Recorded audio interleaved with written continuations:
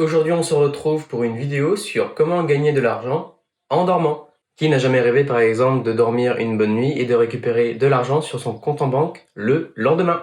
Vous n'êtes pas obligé de rester éveillé pour gagner de l'argent. Sachez que la plupart des personnes atteignent un certain succès en disposant de plusieurs sources de revenus. Elles misent notamment sur les revenus passifs, leur permettant de gagner des liquidités en permanence. Quand on parle de revenus passifs, on parle généralement de produits ou d'investissements immobiliers, mais aujourd'hui, ce n'est pas le cas. On va voir différents revenus passifs que l'on peut faire en ligne avec seulement un ordinateur et une connexion.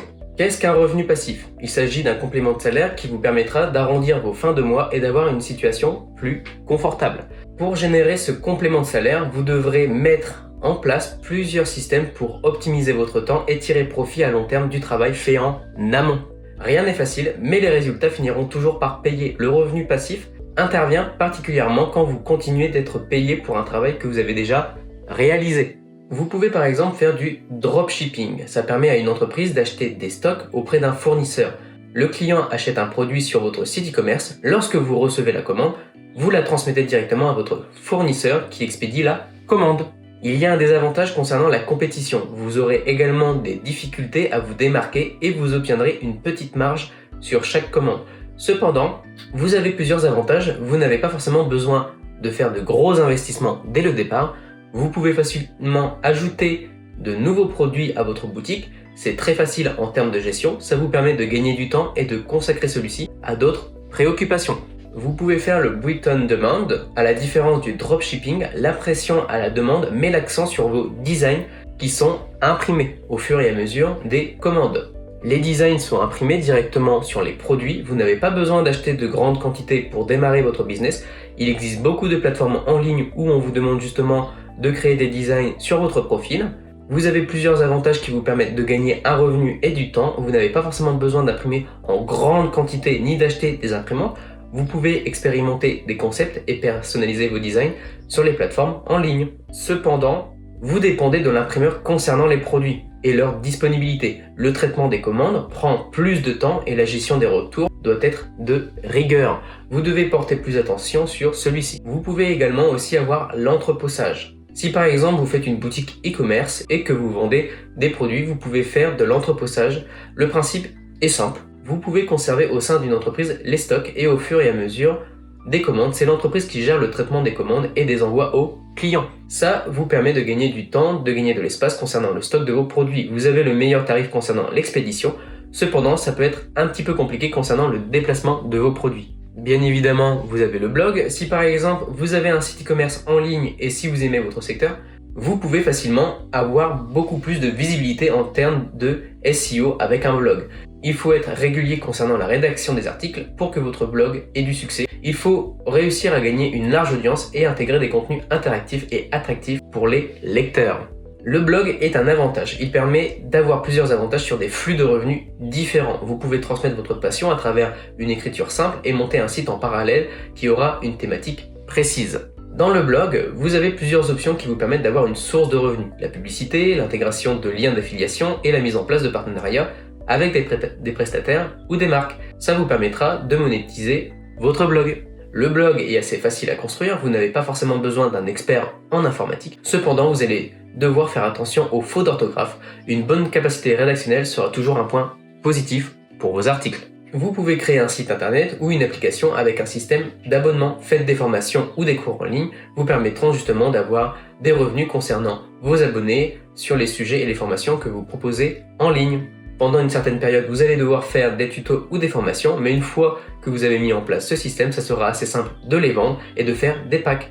Par contre, il faudra mettre et faire une mise à jour régulière en ce qui concerne les tendances et les suivis de vos cours chaque année. Ça permet justement à l'utilisateur d'avoir des formations moins onéreuses qu'en présentiel.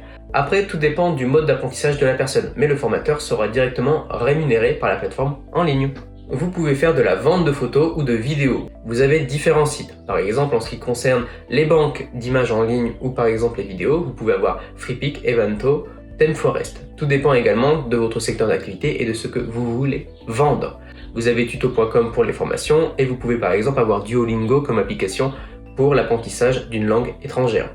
On peut retrouver également l'affiliation. Si vous avez un site e-commerce en ligne, vous pouvez faire de l'affiliation. Le principe reste assez simple, vous gagnez une commission en faisant la promotion des produits de vos partenaires que vous avez mis sur votre boutique.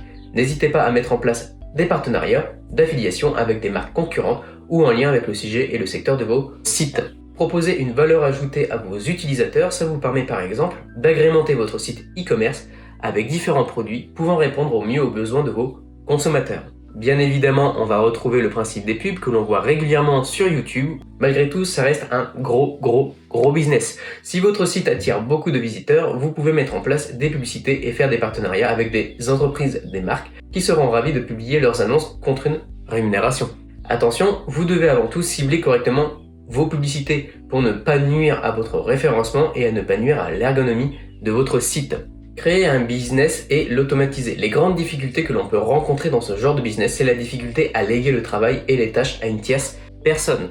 Vous pouvez faire des produits ou des services pour une création de projet. Le but étant de ne pas rester H24 sur celui-ci, mais de l'automatiser pour vous faire gagner du temps et vous consacrer à d'autres priorités. Vous avez d'autres sources de revenus. Vous pouvez avoir l'immobilier avec le Airbnb, l'investissement locatif longue durée, la location touristique saisonnière, l'achat-revente, mettre une partie de votre appartement en location, la location de parking, la vente de photos et vidéos en ligne, le dropshipping, la vente de formation, l'entreposage, le blog, print on demand, la bourse ou même faire des vidéos sur YouTube. Tout dépend du secteur dans lequel vous voulez vous lancer. Si par exemple vous faites une boutique e-commerce, vous pouvez très bien faire un complément de vos produits avec de l'affiliation. Vous pouvez également faire un blog qui va permettre justement de gagner en SEO en ce qui concerne votre référencement naturel. Vous pouvez utiliser du référencement payant, mais vous pouvez très bien justement avoir un complément avec votre blog qui va justement agrémenter votre e-commerce et justement augmenter votre audience. Dans le monde de l'entrepreneuriat et des commerces, le jargon peut être intimidant et parfois difficile à comprendre. Il existe de nombreuses sociétés en ligne qui proposent également des services d'accompagnement et de gestion concernant la création d'entreprises. N'ayez pas peur d'être accompagné et de faire une collaboration avec une personne. Ça vous permet justement de vous reposer sur quelqu'un et d'avoir des retours d'un professionnel. Il faut comprendre que rien n'est facile, optimiser le plus des processus est possible. Une fois que vous avez fait la réalisation de différents supports, vous obtiendrez des résultats dans le temps. Il faut faire un travail en amont, il vous suffit tout simplement de prendre un ordinateur et d'avoir une connexion pour faire la création de vos designs ou de vos plateformes. Prenez votre ordinateur et faites une mise à jour régulière, un checkpoint, pour agrémenter vos nouveaux sites web de produits ou de services. Quel que soit votre business et vos articles, selon votre modèle commercial et selon votre motivation, vous allez pouvoir définir vos objectifs et les atteindre au fur et à mesure de votre aventure.